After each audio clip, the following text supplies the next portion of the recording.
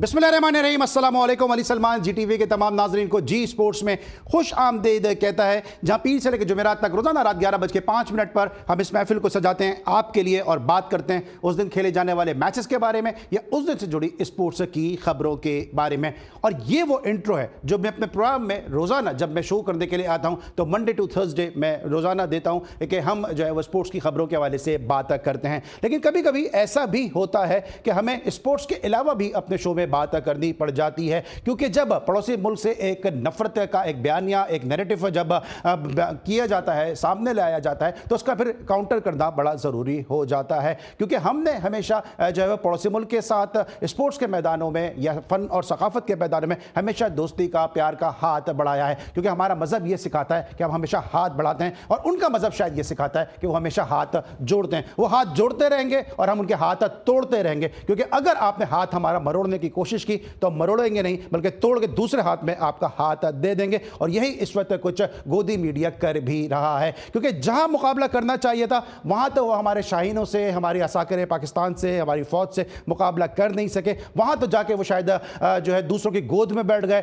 वहां तो जो है वो मिन्नतें समाजतें करने लगे कि जो है वो अमन किया जाए, सुलह किया जाए, सफ़ेद झंडे लगाए गए पोस्टरों के ऊपर। और जो ऑपरेशन सिंदूर था उसको ऑपरेशन तंदूर जिस तरह से हमारी अफवाज पाकिस्तान ने बनाया, हमारे जो वजारत खारजा ने बनाया, हुकूमत पाकिस्तान ने बनाया, उसके लिए हमारे जो मीडिया ने बनाया, उसके लिए हम सब ने मिलकर एक कलेक्टिव एफर्ट की और भारत को बता दिया कि उसका असल और मकरू चेहरा क्या है। लेकिन शायद वो कहते हैं ना कि कुत्ते की दुम जो है वो 100 साल भी अगर सीधी करने की कोशिश करो तो वो टेढ़ी की टेढ़ी ही रहती है। अभी भी भारत में कुछ ऐसा मीडिया ग्रुप्स हैं, कुछ ऐसे जर्नलिस्ट हैं, कुछ ऐसे एंकर्स हैं कि जब उनकी पिटाई हो रही थी और बड़ी मुश्किल से उनके जो यतीमों के जो सरपरस्त थे उन्होंने बीच में आकर जो है जिस तरह से सुलह करवाई है, जिस तरह से जंगबंदी करवाई है, एक रिलीफ भारत को फराहम किया, उस वक्त उन्होंने उन सरपरस्तों को भी जो है वो तनकीद का निशाना बनाया, क्योंकि शायद वो ये चाहते हैं कि भारत सफ़े हस्ती से मिट ही जाए। उनकी ज़बान जो है, जो काली ज़बान है, वो जो है वो कायम रहे, लेकिन भारत सफ़े हस्ती से मिट जाए। और अगर उन यतीमों के सरपरस्त उस वक्त सामने नहीं आते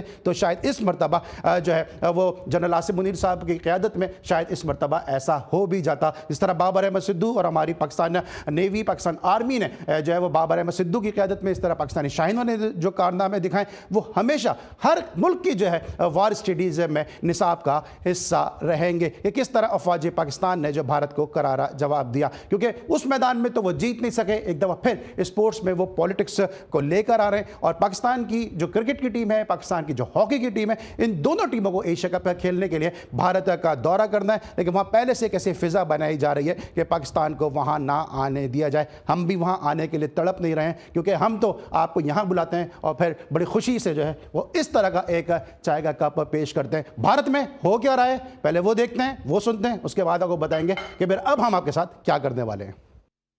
देखा आपने कि किस तरह से भारत का जो मीडिया है वो गोदी सरकार का हमनवा बना हुआ है और किस तरह स्पोर्ट्स में पॉलिटिक्स को लेकर आ रहा है। आरएसएस जो उनकी एक इंतहा पसंद तंजीम है वो किस तरह से जो है वो पाकिस्तानी जो टीम है उसको जो है वो धमकी आमेज़ उनका रवैया है। और ये कोई अभी की बात नहीं है, अगर इसकी एक पूरी हिस्ट्री, अगर माजी की भी बात करते हैं तो माजी में भी जो है वो वानखेड़े स्टेडियम की उस वक्त पिच खोद दी गई थी जब पाकिस्तान की टीम वहाँ का दौरा कर रही थी। 1988-89 में जब पाकिस्तान की टीम ने इंडिया का दौरा किया, उस वक्त अहमदाबाद टेस्ट मैच में पाकिस्तान की टीम को इतने पत्थर मारे गए कि पाकिस्तान की टीम को जो है वो हेलमेट पहन के जो है वो फील्डिंग करना पड़ी। आपने कहीं दुनिया में नहीं देखा होगा कि जो बैट्समैन से दूर फील्डर है वो हेलमेट पहन के फील्डिंग कर रहे हैं। लेकिन पाकिस्तान ने क्रिकेट को बचाने की खातिर, स्पोर्ट्स को बचाने की खातिर, अमन को बचाने की खातिर पाकिस्तान के प्लेयर ने हेलमेट पहन के फील्डिंग की, उसकी कोई शिकायत नहीं की। और जब शोएब अख्तर ने और जब नदीम खान ने आउट किया वहाँ पर भारतीय प्लेयर को, नदीम खान के थ्रो के जरिए सचिन तेंदुलकर रन आउट हुए, शोएब अख्तर ने जिस तरह से 2 गेंदों पर 2 विकेटें ली, उसके बाद स्टेडियम खाली करा के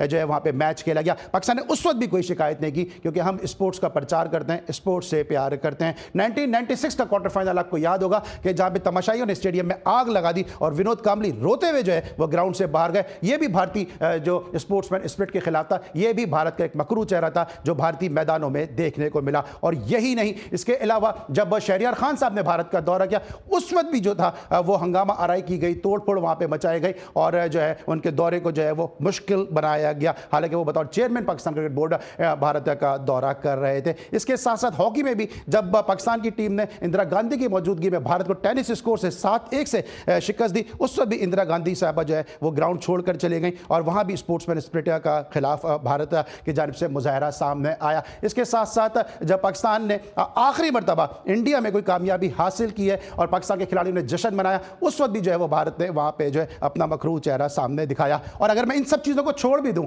ये तो मैं एक नॉर्मल खिलाड़ियों की बात कर रहा हूं, नॉर्मल लोगों की बात कर रहा हूं। हमारी ब्लाइंड क्रिकेट टीम वहां पे गई और ब्लाइंड आपको मालूम है कि वो इतनी दूर तक नहीं देख सकते, वो देख नहीं सकते हैं, अल्लाह ताला ने उनको बसारत से महरूम रखा हुआ है। तो हमारे जो ब्लाइंड क्रिकेट टीम के कप्तान थे अब्दुल रज़ाक, उनके ग्लास में पानी की जगह जहर डाल दिया गया। वो तो उनकी ज़िंदगी थी, अल्लाह ताला ने उनको ज़िंदगी देना थी कि वो सर्वाइव कर गए, वरना भारत ने तो अपनी कोई कसर नहीं छोड़ी थी। तो किस बात से, किस मुंह से जो है वो आप स्पोर्ट्समैन स्पिरिट की बात करते हैं और किस तरह से आप जो है पाकिस्तान की टीम को जो है वो धमकियां देने पे उतर आए हैं? क्योंकि हम वहां पे नहीं आना चाहते, हम तो सिर्फ स्पोर्ट्स का प्रचार चाहते हैं। इस वक्त मेरे साथ हॉकी ओलंपियन मौजूद है समीर हुसैन है कि जिनकी कोचिंग में पाकिस्तान ने आखिरी मरतबा भारत की सरजमीन पे कामयाबी हासिल की, पार्टिसिपेट किया। शो में खुश आमदेद कहते हैं ओलंपियन समीर हुसैन को। अस्सलाम वालेकुम समीर।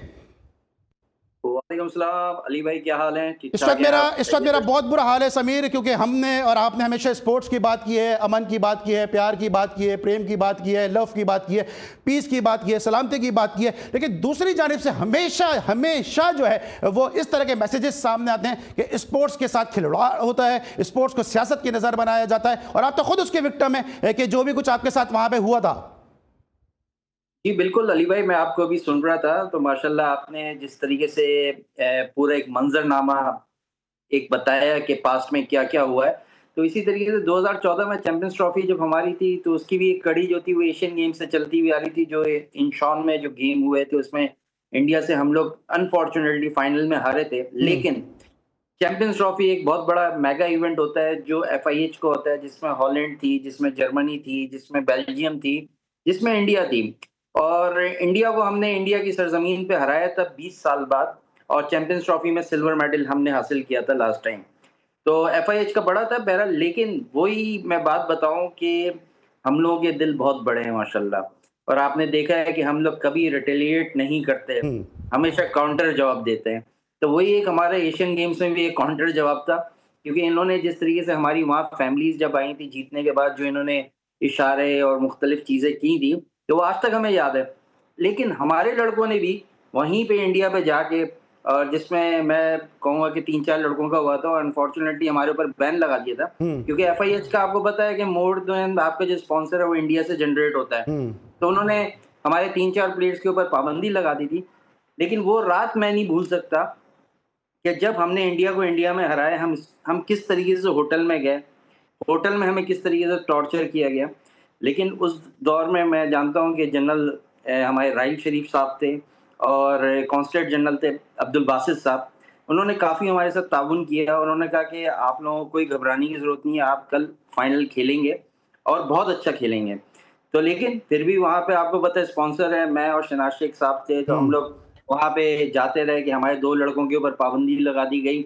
और उस वक्त जो हालात थे आपके सामने थे, लेकिन फिर भी हम लोग वन साइडेड नहीं हारे।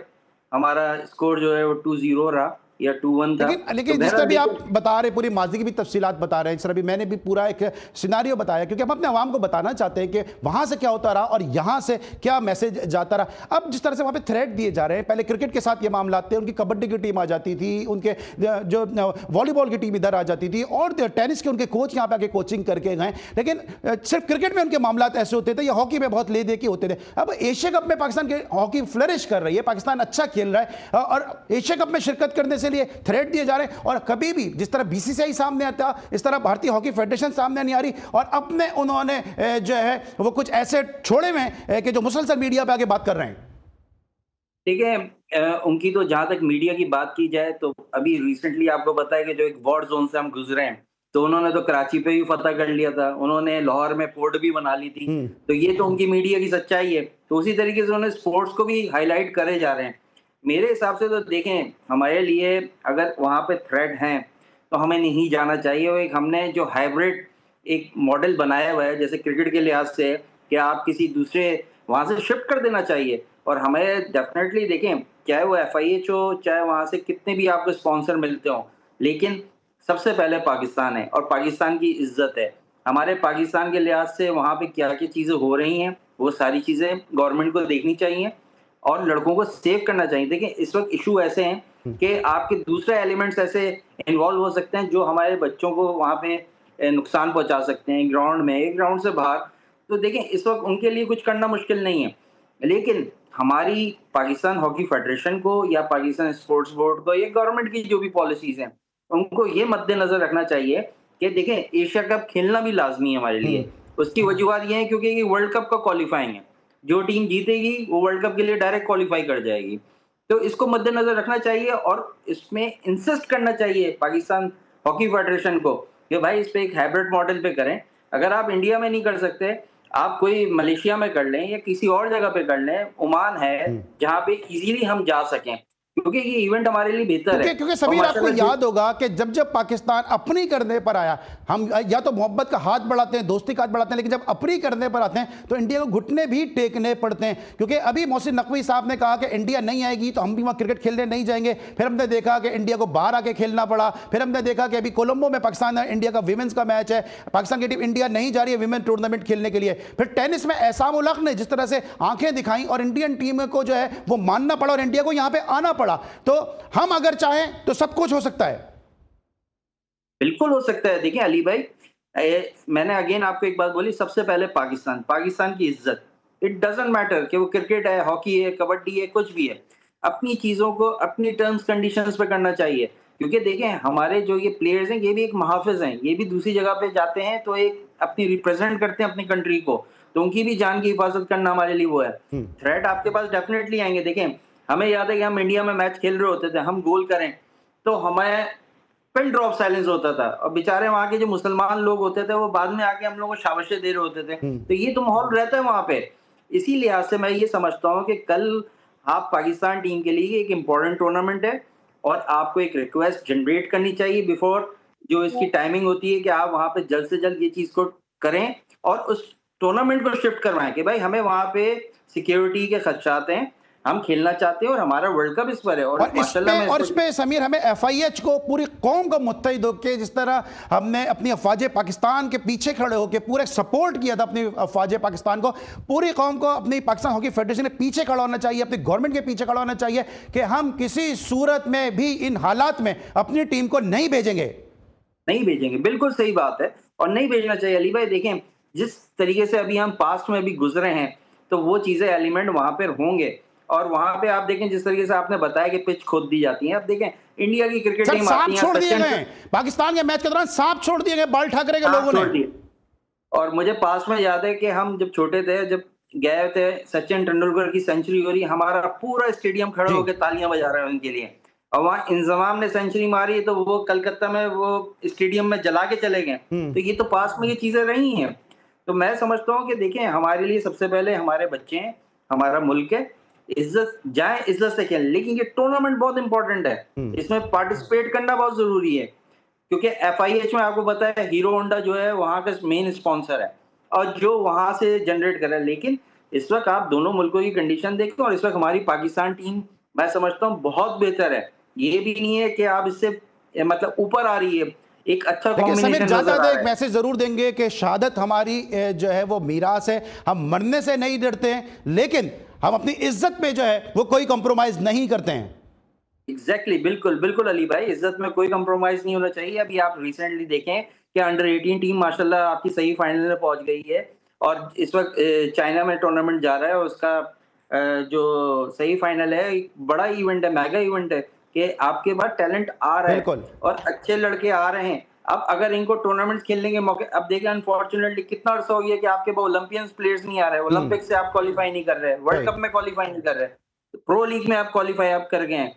चाहे वो जिस तरीके से भी किया है, कि लोगों ने बड़ी बातें बनाई कि भाई जापान एक गोल नहीं करती, ये नहीं होती। भाई देखें, पाकिस्तान टीम इस वक्त प्रो लीग में क्वालिफाई कर गई है। इट डजंट मैटर कि वो टीम कैसे पहुंची है, न्यूजीलैंड बाहर हो गई, ठीक। जापान ने गोल कर दिया। पाकिस्तान का टारगेट ये था कि प्रो लीग में क्वालिफाई करते हैं। लेकिन जाते जाते बस आपसे आखिरी यही सवाल है, मुझे 10-20 सेकंड के अंदर बता दें कि अब आपकी तरफ से जो ओलंपियन है उनकी क्या सोच है इस जिस तरह से वहां से नैरेटिव बिल्ड किया जा रहा है, पीएचएफ को क्या करना चाहिए?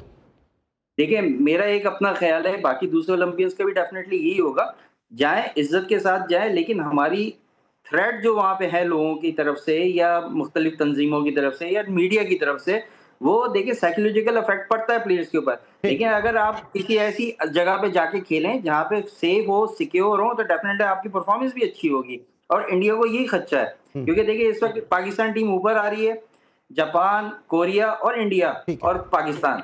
ठीक है, ये जाएं तो 3-4 इज्जत से टीमें जाएं, वरना पाकिस्तान हॉकी टीम को बिल्कुल नहीं जाना चाहिए, क्योंकि जहां जहां से ऐसा मैसेज उस तरफ देखना भी नहीं चाहिए। ब्रेक लेंगे, वापस आएंगे, मजीद बात करते हैं।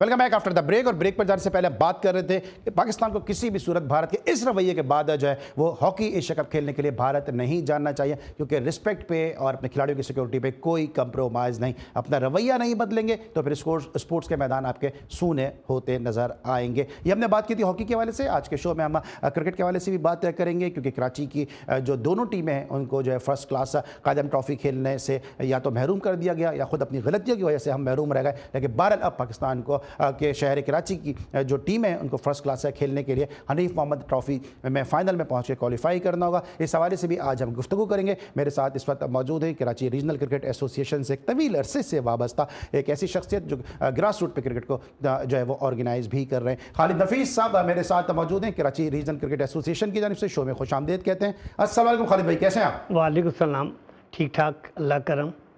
ठीक है, खालिद भाई के साथ हम जरा बात भी करेंगे, लेकिन चूंकि आज हमने हॉकी पे भी बात करनी है, जिस तरह हम देख रहे हैं कि मामला जो है वो बहुत गंभीरता की जानिब जा रहे हैं। लेकिन ये तो अभी हमने बात की थी ओलंपियन समीर हुसैन से कि उनकी इस हवाले से क्या राय है और हॉकी से जो जुड़े हुए लोग हैं उनकी क्या राय है, लेकिन पाकिस्तान की आवाम इस हवाले से क्या सोच रखती है, ज़रा पहले वो भी सुनते हैं। पाकिस्तान वहाँ ना जाए, जैसे वो हमारे पाकिस्तान मुल्क में नहीं आए तो हम लोग कैसे जाएंगे वहाँ पे हमारे भी प्लेयर्स को सिक्योरिटी इशू हो सकता है, ख़तरा हो सकता है, क्योंकि पाकिस्तानी है, वो कुछ भी कर सकते हैं हमारे प्लेयरों के साथ। तो लिहाजा पाकिस्तान टीम को भी नहीं जाना चाहिए। नहीं, बिल्कुल नहीं करनी चाहिए, क्योंकि भारत जब भी पाकिस्तान में कोई ऐसा टूर्नामेंट हम क्रिएट करते हैं तो भारत उसमें लाजमी इस तरह के न्यूट्रल मेन्यू करवाता है ना। तो हमें भी चाहिए कि हमें जो हॉकी का टूर्नामेंट वहाँ जाके नहीं खेलना चाहिए। जैसे कि इंडिया और पाकिस्तान के दरमियान बहुत बुरे हालात चल रहे हैं, जैसे कि जंग भी शुरू होने वाली थी, तो इस मौक़िफ़ से मेरा यही ख्याल है कि उनको बिल्कुल भी शिरकत नहीं करनी चाहिए। पाकिस्तान और इंडिया के ताल्लुकात इस तरह के तो नहीं है, क्योंकि वो उनकी क्रिकेट टीम भी पाकिस्तान में खेलने नहीं आई थी, न्यूट्रल वेन्यू में खेली थी। तो इसीलिए पाकिस्तान को भी चाहिए कि वहाँ जाने के बजाय ये भी न्यूट्रल वेन्यू का इंतखाब करें और वो उनको कहें कि वहाँ पर हम हमारे मैच रखें। जी नाज़रीन, ये आवाम की राय थी कि आवाम का इस हवाले से क्या कहना है। और उस वक्त मुझे पाकिस्तान के ऐसे शहर से हमारे जर्नलिस्ट ने ज्वाइन किया कि जहां जिनकी मेहमान नवाजी के तस्करे खुद शाहरुख गंगोली भी करते नज़र आते हैं, खुद सचिन तेंदुलकर भी करते नज़र आते हैं कि जब वो पेशावर गए तो किस तरह से वहाँ पर वार्म वेलकम भारतीय क्रिकेट टीम को दिया गया। लेकिन अब हमारी टीमों के साथ भारत में क्या सोच है, यह आपने सुन भी लिया और देख भी लिया। इमरान यूसुफजई साहब हमारे नुमाइंदे खुसूसी पेशावर से हमारे साथ मौजूद हैं। ये जो भारतीय मीडिया कर रहा है, यूसुफजई साहब इस हवाले से क्या कहेंगे कि इतनी नफरत क्यों फैला रहा है और क्यों सिक्योरिटी थ्रेट दे रहा है हमारे खिलाड़ियों को? जी बिल्कुल, यकीनन अली भाई ऐसा ही है। हॉकी का हो, क्रिकेट का हो, बल्कि किसी भी खेल का कोई इवेंट हो और वो भारत में हो, तो फिर ऐसा हो नहीं सकता कि उसके ऊपर कोई मसाइल पैदा ना हो, भारत की जानिब से धमकियों का कोई सिलसिला ना हो। मैं समझता हूँ कि आरएसएस के गुंडे हों या भारत में आम जो सियासी जमात के जो लोग हैं उनकी तरफ से जिस किस्म की ज़बान इस्तेमाल की जाती है और जो रवैया उनका है, चाहे वो खेल के साथ हो, सियासत के साथ हो, इन सारी चीज़ों में जो है उनकी तरफ से इसी तरह के सूरत हाल देखने में आते हैं और ऐसे ही रवैये देखने में आते हैं। बुनियादी बात यह है कि खेल के साथ सियासत करना ये इंडिया की एक पुरानी रिवायत है और इसी तरह से सियासत में भी वो उसके खेल चल रहे होते हैं, तो सियासत में खेल और खेल में सियासत ये इंडिया का पुराना वतीरा है और ये कोई नई बात नहीं है। पर एशिया कप होने जा रहा है हॉकी का, लेकिन जाहिर सी बात है कि पाकिस्तान की टीम ने इतने सारे हालात की कशीदगी के बावजूद अपनी टीम को वहां जाने की इजाज़त दी है। मैं समझता हूँ कि बहुत बड़ी बात है और इस बात का सबूत है कि पाकिस्तान ने हमेशा खेल के ज़रिए जो है वो अपने अच्छे रवैये का और अपने अच्छे अंदाज का जो है इंतखाब किया है और अपनी तरफ से हमेशा से दोस्ताना जो है वो खेल की तरफ, खेल के मामले कम से कम दोस्ताना हाथ बढ़ाया है। लेकिन सामने से हमें जवाब जो है वो कभी भी मुस्बत नहीं मिला। यही वजह है कि अब देखें ये जो सूरत हाल है, हमारी तरफ से बाकायदा तौर पर क्लियरेंस मिली है हॉकी टीम को जाने की, लेकिन अब वहाँ से बाकायदा तौर पर धमकियां दी जा रही है। तो मैं समझता हूं कि कम से कम पाकिस्तान की हॉकी टीम को बिल्कुल नहीं जाना चाहिए, बाइकआउट करना चाहिए और साथ ही साथ न सिर्फ खुद बाइकआउट करना चाहिए बल्कि इस इवेंट में शामिल जो बाकी टीमें हैं उनको भी इस हवाले से जो है वो अपने मौक़िफ़ में, अपनी तायद में लेकर सामने आना चाहिए। इसलिए कि ये तो एक बड़ा अजीब सा मामला है कि खेल हो, सियासत हो या कोई भी मामला हो, भारत की जानिब से हमेशा इसी तरह की धमकियां सामने आती हैं और फिर ये तो एक बड़ी अजीब सी सूरत हाल है कि इतना बड़ा इवेंट होने जा रहा है एशिया की सतह पर, इसमें बड़ी बड़ी टीमें जो है वो हॉकी की पार्टिसिपेट करेंगे और पाकिस्तान की टीम को, पाकिस्तान के खिलाड़ियों को बाकायदा तौर पर धमकियां दी जा रही हैं और उनके साथ जो है वो उनको कत्ल की धमकियां दी जा रही हैं। ये बड़ी अजीब सी सूरत हाल है। मैं समझता हूँ कि इसके हवाले से पाकिस्तान की टीम को न सिर्फ खुद नहीं जाना चाहिए बल्कि मैं इस बात पर जोर दूंगा कि जो बाकी टीमें हैं उनको भी जो है अपने मौक़िफ़ में उनकी तायद लेनी चाहिए। इसलिए कि ये तो बड़ी अजीब सी सूरत हाल होगी कि आप खेल के मैदान में भी सियासत, ठीक है, इमरान यूसुफ से मेरे साथ रहेगा, मौजूद रहिएगा, क्योंकि हम भारत के आरएसएस के गुंडों की बात कर रहे हैं, बाल ठाकरे की जो पाकिस्तान दुश्मन पॉलिसीज़ हैं जिस तरह से होता है उसकी बात कर रहे हैं। मुंबई अटैक का इल्ज़ाम भी पाकिस्तान पर लगा दिया गया, हर चीज़ का इल्ज़ाम, पहलगाम का वाक़या, ये दीगर जितने भी वाक़े हों उस तमाम के, जब उनकी पार्लियामेंट पर अटैक हो, वो तमाम तर जो है वो बगैर सबूत के इल्ज़ाम पाकिस्तान पर लगा दिए जाते हैं। और ख़ुद आरएसएस के लोग, बाल ठाकरे के लोग क्या करते हैं कि जाके कनाडा जैसे मुल्क में, जो अमन पसंद मुल्क है, वहाँ पर जाके सिखों को मार देते हैं। अपने मुल्क में, क्योंकि साजिद नडियावाला के साथ रिलेशनशिप में आ गई थी देविया भारती, उनको जो है वो जो टॉप फ्लोर से उठा के नीचे फेंक दिया गया। आज तक उनका मामला हल नहीं हुआ कि उनके कत्ल की वजह क्या थी, वो मुअम्मा क्या था। सिर्फ वजह यह थी कि एक मुसलमान के साथ वो रिलेशन में आ गई थी। तो भारत के गुंडे गैरों तो गैर, वो अपनों को भी जो है वो नहीं छोड़ते हैं। इस वक्त हम लेंगे ब्रेक और जब ब्रेक के बाद वापस आएंगे तो इमरान यूसुफजई साहब भी हमारे साथ मौजूद होंगे, खालिद नफीस साहब भी हमारे साथ मौजूद होंगे। जरा बात करेंगे कुछ रीजनल क्रिकेट एसोसिएशन कराची के हवाले से और साथ साथ जो एशिया कप क्रिकेट टूर्नामेंट में भारत का एक और हठधर्मी सामने आई है उसको भी डिस्कस करेंगे। मिलते हैं ब्रेक के बाद।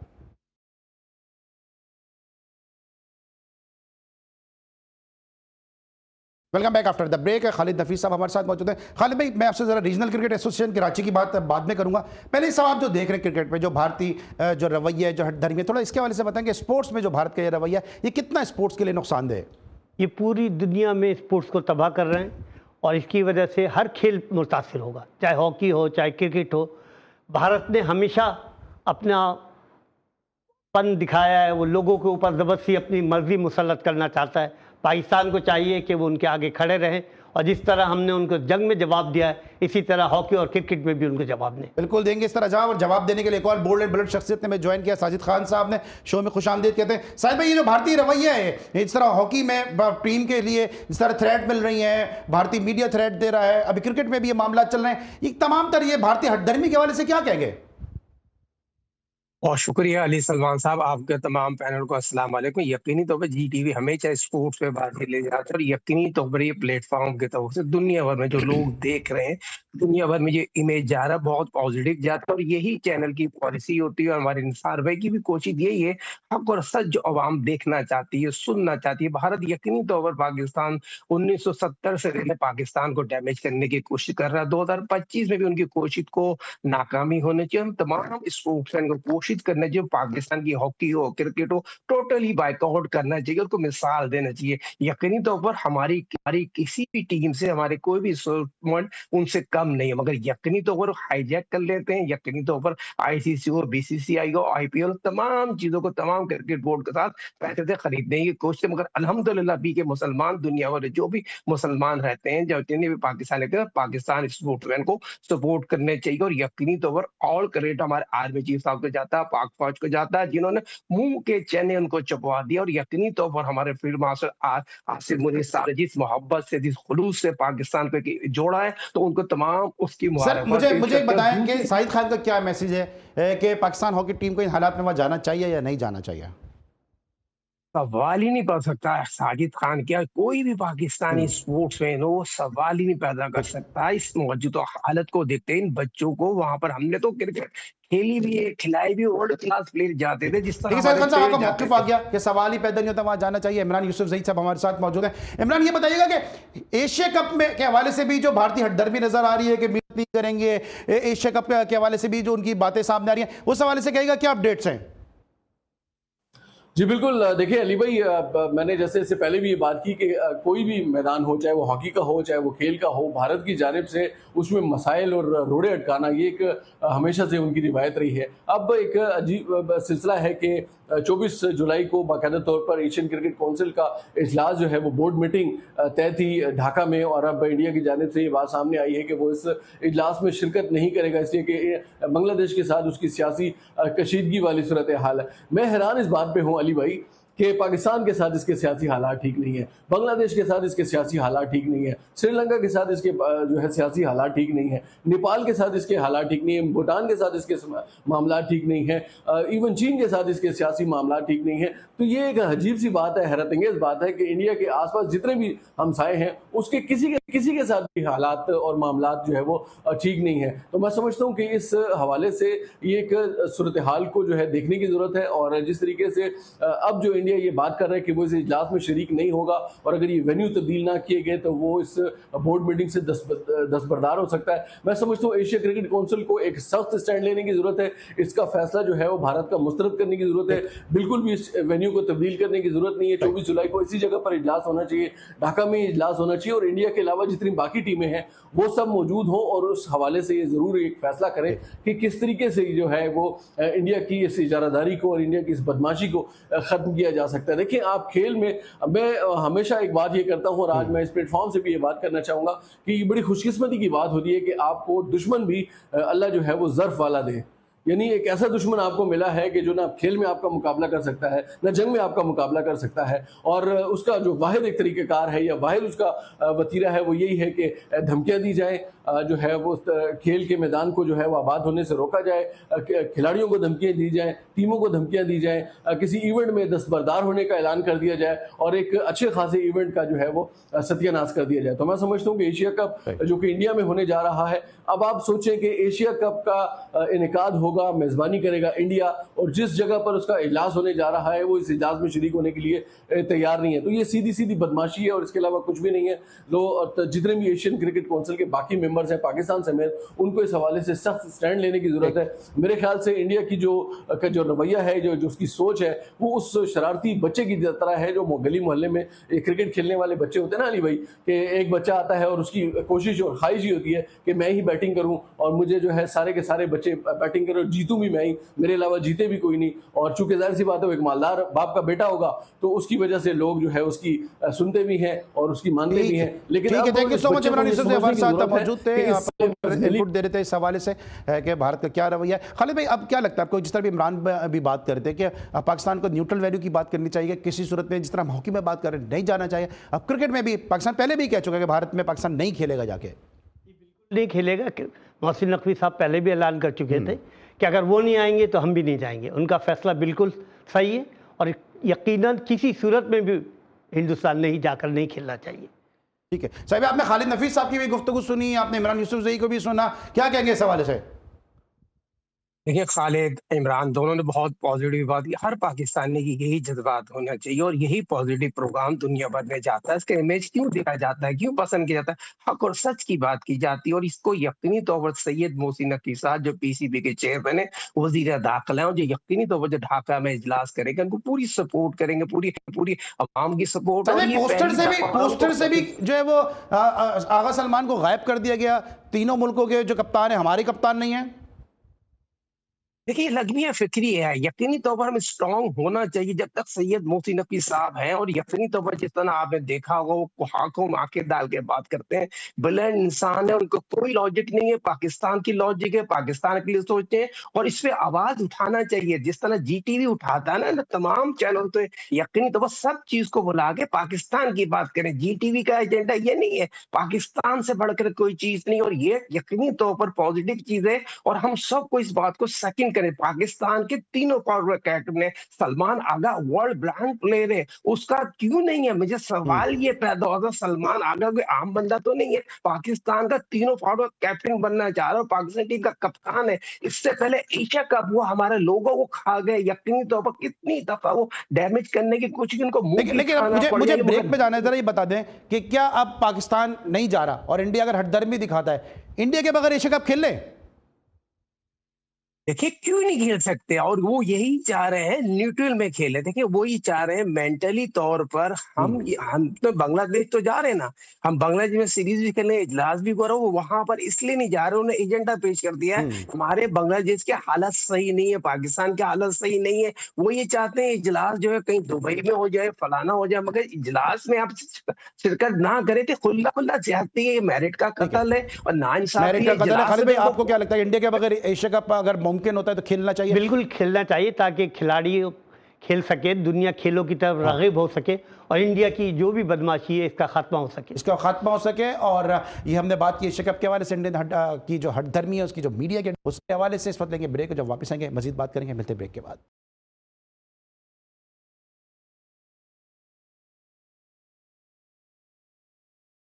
Welcome back after the break. और ब्रेक पर जाने से पहले हम बात करते हैं पाकिस्तान के हॉकी के मामलात के हवाले से। खालिद नफीस साहब मेरे साथ मौजूद हैं, मेरे साथ मौजूद है साजिद खान साहब, एक बोल्ड एंड बुलंद जनाब तो स्पोर्ट्स एनालिस्ट भी हैं, ज़बरदस्त क्रिकेटर भी हैं। खालिद भाई, सबसे पहले तो बताएं कि आप एक तवील अरसे से कराची रीजन से वाबस्ता हैं, केसी से आप वाबस्ता रहे। कराची की टीम में फर्स्ट क्लास टूर्नामेंट से बाहर हो गई हैं और अब क्वालिफाई करना पड़ेगा ग्रेड 2 के जरिए। कितना बड़ा अलार्मिंग साइन है और ये सिचुएशन आई क्यों? ये पीसीबी के जो लोग बैठे इन्होंने निहायत गलत फैसला किया। अगर इन्होंने करना था तो पिछले साल हमें बता देते, और खाली हमारे साथ ज़्यादती नहीं हुई, ये सिंध के लोगों के साथ भी ज़्यादती हुई है, बलूचिस्तान के बच्चों के साथ भी ज़्यादती हुई है।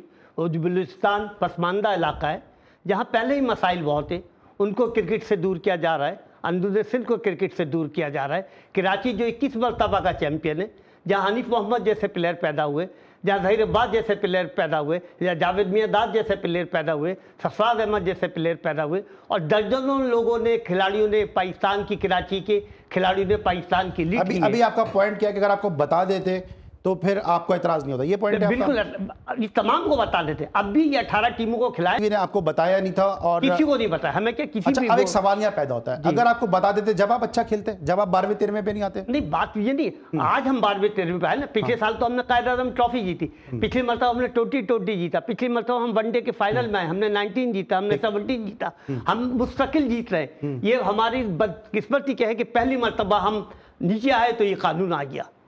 आप समझते हैं कोई पीसीबी की तरफ से कोई डिस्क्रिमिनेशन है आपके साथ के? नहीं, हमारे साथ नहीं है। हाँ। ये एक नई पॉलिसी ले आते बताए बगैर।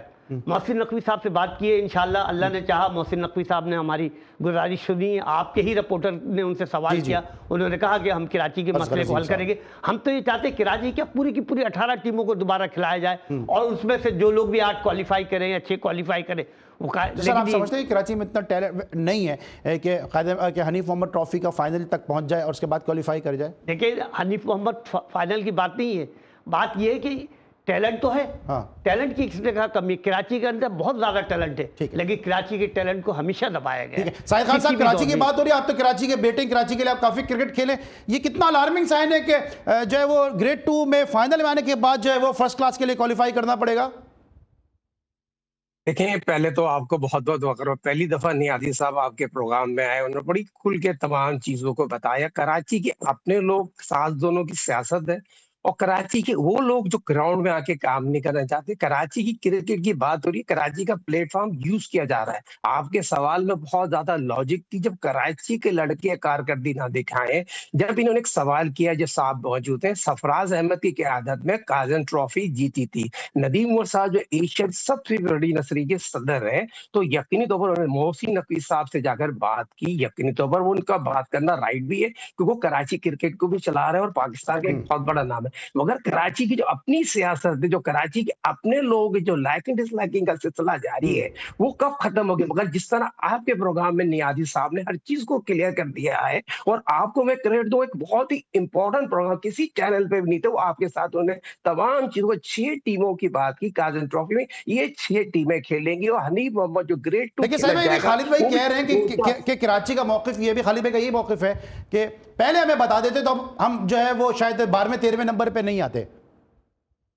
देखिए नान साहब, ये एक तो सिफारिशों पर कोच आ जाते हैं, किसी के साबिक कप्तानों कहने पे कोचेज आते हैं। कोच भी मेरिट पे आना चाहिए। कराची की कारकर्दगी अपनी खुद सही नहीं थी, ये कोई लॉजिक नहीं है। पहले अच्छा एक मिनट साहब, मैं पूछ रहा हूं टाइम कम है, खालिद भाई आप समझते हैं कि कराची की अपनी भी हम ठीक है, आपकी बात पे एग्री कर लेता हूं, लेकिन आपको लगता है कि हम क्या डिजर्व करता है इतना बड़ा शहर, इतना टैलेंटेड शहर 12वें 13वें नंबर पे आना, और फिर उसके बाद जो है हम फिर ये कहें कि जी हमारा हक है, हम तो 21 दफा के चैंपियन है? बात ये नहीं है। हम एक मरतबा अगर खराब खेलें तो कानून आ जाता है। हम 50 साल से हुक्मरानी कर रहे हैं क्रिकेट पे, 21 साल हमारे सर पे ताज रहा है कायद आज़म ट्रॉफी का। हमने इतने बड़े खिलाड़ी पैदा किए, और आज ये जब बात की जाती है तो ये बात बड़ी अजीब सी लगती है। बोर्ड ने हमें पाबंद किया, बोर्ड ने हमें सरफराज अहमद को नहीं खेलने दिया, बोर्ड ने हमारे शान मसूद और दूसरे हमारे प्लेयरों को 3 मैच के बाद दिया, उस्मान को 2 मैच बाद बुला लिया, और कोचेस को ये मुसल्लत कर दिया कि जी फला ही नंबर पे खेलेगा, फला वो ही करेगा। जब इस तरह की वो हददर्मी हुई तो यकीनन कराची के खिलाड़ी को नुकसान हुआ। मैं आपसे क्या इनपुट समझूं कि आपके कोचेस को बताया गया कि ये प्लेयर इस नंबर पे खेलेंगे, वहां से डिक्टेशन आई है? डिक्टेशन बिल्कुल पूरी की पूरी ट्रॉफी में डिक्टेशन है। आप ट्रॉफी की बात करें, ये इस वक्त डिस्ट्रिक्ट चल रही है, डिस्ट्रिक्ट में डिक्टेशन है कि आपका विकेट कीपर 7वें नंबर पे खेलेगा, ऊपर नहीं खेल सकता, कोई ऑलराउंडर नहीं होगा, जो ओपनर है वो ओपनर ही जाएगा। टीम को अगर कोई परेशानी हो रही है, अभी हमारा जोन 4 से मैच, मतलब आप बैटिंग ऑर्डर चेंज नहीं कर सकते? बैटिंग ऑर्डर चेंज नहीं कर सकते। अच्छा ठीक है साहिब भाई, ये तो जो बातें बता रहे हैं ये तो कुछ अजीब सी बातें नहीं लग रही आपको? देखिए, हमने क्रिकेट खेली है, खिलाई, नगमिया फिक्र है। कोच की जैसा कि मैंने कहा ना है लिए, जब कोच सिफारिश जाएंगे ये चीजें नहीं होती, ये कोई रॉकेट साइंस नहीं है, ये कोई अच्छी चीजें नहीं है। उसी वक्त बाइकआउट कर देना चाहिए, उसी वक्त मीडिया पे आके जीटीवी का प्लेटफॉर्म मौजूद है तो ये आवाज पहले क्यों नहीं उठाई? सर से पानी गुजर गया, अब आवाज उठाने का कोई फायदा नहीं। आपने नाम लिया शान मसूद लिया, सऊशो, कोच भी तो आपके शागिर्द ही हैं, कोच भी तो आपके शागिर्द हैं। महमूद हामिद है ना कोच? महमूद हामिद आगा, देखिए बात आगा तो आगा साबिर तो अफगानिस्तान नहीं चला गया? अब चले गए ना, उस वक्त तो वो भी मौजूद थे। लेकिन अली सलमान साहब, ये बहुत बड़ा प्रोग्राम है, बहुत बड़ा इशू है। कराची क्रिकेट काजन ट्रॉफी जीती है 21 दफा।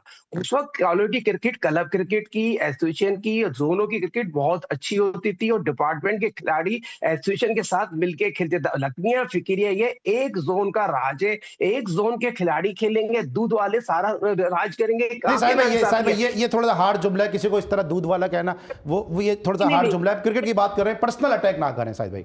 देखिए साजिद भाई, किसी की माजी की बात कर रहे हैं, मेहनत करना कोई बुराई नहीं। अगर कोई दूध लेकिन सर ये जो बात कर रहे हैं, खिलाई तो मालिक है नहीं, ये जो कोई दूध बेचने वाला टेस्ट क्रिकेटर बना सकता है, कोई दूध बेचने वाला इंटरनेशनल क्रिकेटर बना सकता है, कोई दूध बेचने वाला कोयटा का मैनेजर बन सकता है। तो इसकी सलाहियत है, उसकी सलाहियतों का एहतराम करें। आप किसी की जात पर इस्तेमाल ना करें कि वो दूध बेचता था। आज देखे वो क्या है, अल्लाह ताला जिसको नवाजता है अल्लाह ताला नवाजता है, किसी इंसान की बस की बात नहीं है। नदी उमर ने अगर उस पर एतमाद किया है, नदी उमर ने उस पर हाथ रखा है, तो उसकी वजह ये कि उसमें सलाहियत है, उसमें उसको मेहनत की है, उससे जद्दोजहद की है। यहाँ पैदल चल चल के उसने अखबारों में खबरें दी है, पैदल आता था, मोटरसाइकिल पे आया है, साइकिल पे आया है, आज अगर कार पे आता है तो उसकी वजह उसकी मेहनत और जद्दोजहद है। साहिब भाई थोड़ा सा ये कुछ कहना चाहें तो कह दें, वैसे पर्सनल नहीं करें प्लीज। मैंने किसका नाम लिया? मैंने तो दूधल नाम लिया। इन्होंने भी एक सवाल किया, ये खालिद साहब ने एक रिपोर्टर का नाम लिया। रिपोर्टर कोई आम रिपोर्टर, जीटीवी का सीनियर। चले छोड़े, मैं आखिरी सवाल करता हूं इस मौजूद को छोड़ के, हम किसी का पर्सनल अटैक नहीं करना चाहते। ये माइक हैसन ने भी क्लियर कर दिया, माइक हैसन ने भी क्लियर कर दिया कि बाबर आजम से विकेट कीपिंग की बात नहीं हुई है।